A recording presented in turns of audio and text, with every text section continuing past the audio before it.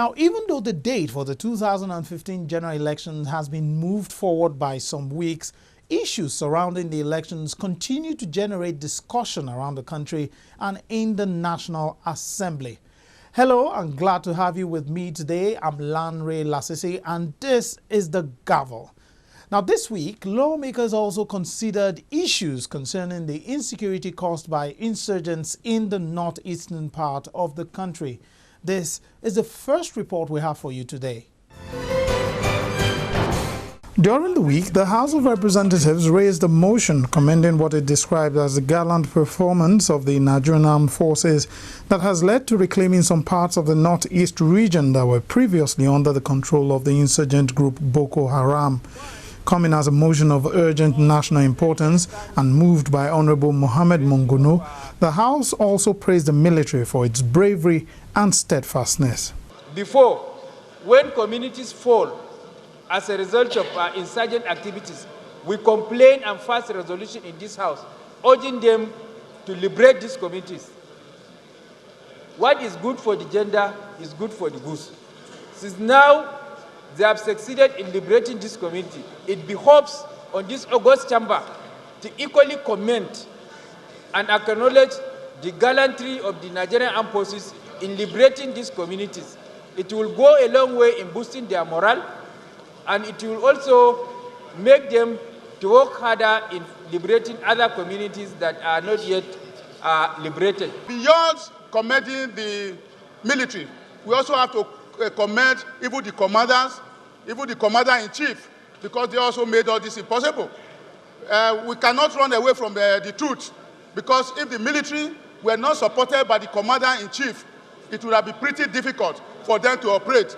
We also want to commend the other nations where we want to bring in the Chad, the Cameroons, and other countries that have come together in fighting this battle. Let me also seize this opportunity, Mr. Speaker, to appreciate our armed forces. Let this be a major morale boosting, because they are doing very, very well.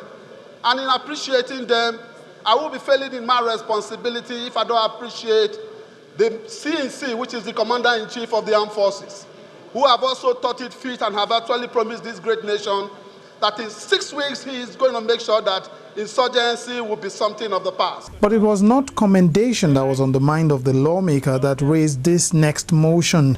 The motion was on the alleged violation of the 1999 Constitution. The House notes with regret the recent statement by AIG Joseph Umbu, which was widely reported in national dailies and which amounted to violation of the Constitution of the Federal Republic of Nigeria, 1999. Concern about the statement allegedly made by AIG Umbu that if one police officer is killed during the March 2015 election, between 20 to 100 citizens will be killed in return. The motion urged the House to condemn the utterances and actions of the police officer and requested the Inspector General of Police to relieve AIG Umbu of any role in the coming 2015 general elections. But a point of order was raised immediately. On Section 36 of fair hearing, Mr. Speaker, if you permit me, Mr. Speaker, I may read subsection 1 of the Constitution. Am I permitted, Mr. Speaker? In the determination of his civil rights and obligations, including any question or determination by or against any government or authority, a person shall be entitled to a fair hearing within a reasonable time. He was not, however, allowed to complete this point as other members shouted their own opinions across the chamber.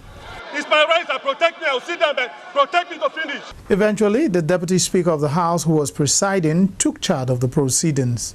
I started by saying that this matter is a matter we should not prejudice an action, because it's a matter that we should not be judgmental on the issue.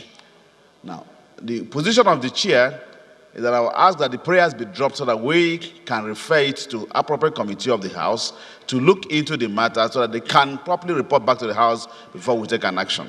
The motion was amended and the question put to the House. The House Committee on Police Affairs will now be expected to present its report to the House, which will guide the decision of the House on this matter.